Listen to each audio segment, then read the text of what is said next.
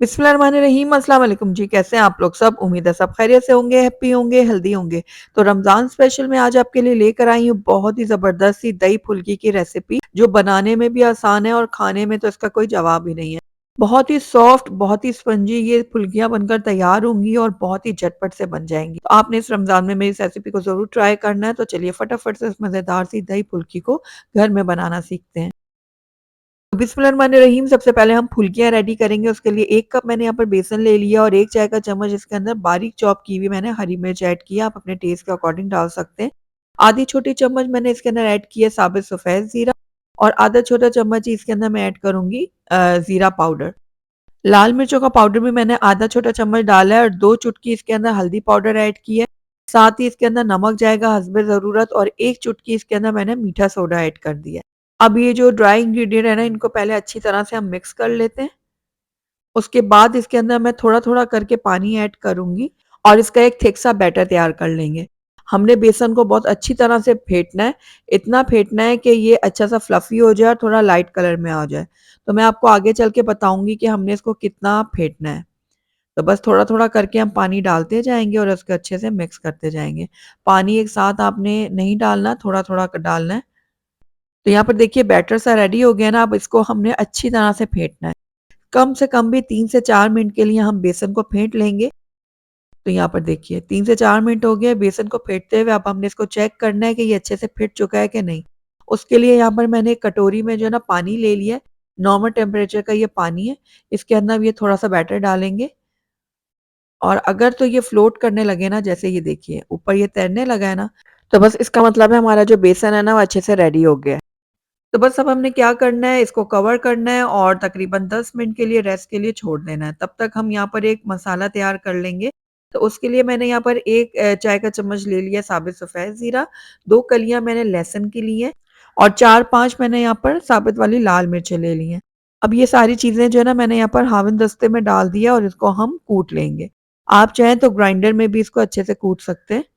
तो बस ये बहुत ही आसानी से यहाँ पर कूट जाएगा इसी में ही। तो यहाँ पर देखिए बहुत ही ज़बरदस्त सा हमारा जो ये मसाला है ना रेडी हो गया है। इसको निकाल के मैं कटोरी में रख लेती हूँ। चलते हैं नेक्स्ट स्टेप की तरफ। तो यहाँ पर बेसन को रखे हुए 10 मिनट हो गए थे और ये अच्छे से सेट हो गया है।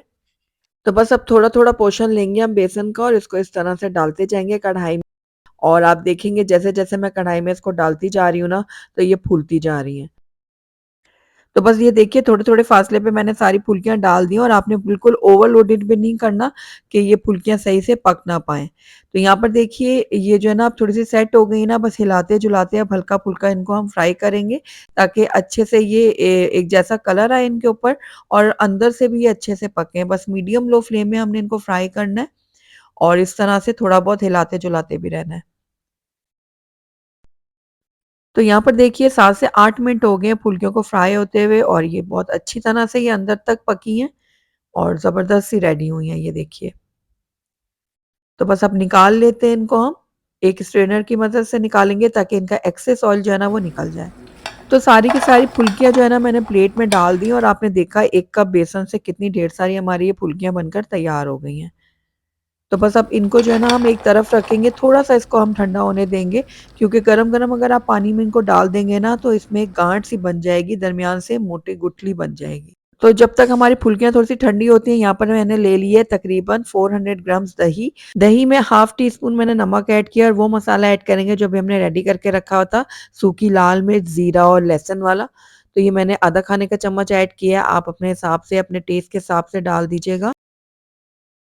तो मसाले को मैंने दही के साथ अच्छी तरह से मिक्स कर लिया है और अब दही जो है ना आप देख रहे हैं थोड़ा गाढ़ा है, उसको हमने थोड़ा-सा पतला करना है। मैं यहाँ पर जो है ना आधा कप दूध का इस्तेमाल कर रही हूँ, आप चाहें तो पानी का भी कर सकते हैं। तो दूध को मैंने अच्छी तरह से दही के साथ मिक्स कर दिया है और अब इसको भी हम एक तरफ रखेंगे और चलते हैं नेक्स्ट स्टेप की तरफ। तो हमारी यहाँ पर फुल्कियाँ भी थोड़ी-सी ठंडी हो चुकी हैं, यहाँ पर मैंने बाउल में एक नॉर्मल टेम्परेचर का पानी ले लिया है और इसके अंदर हम डाल देंगे ये सारी की सारी फुल्कियाँ।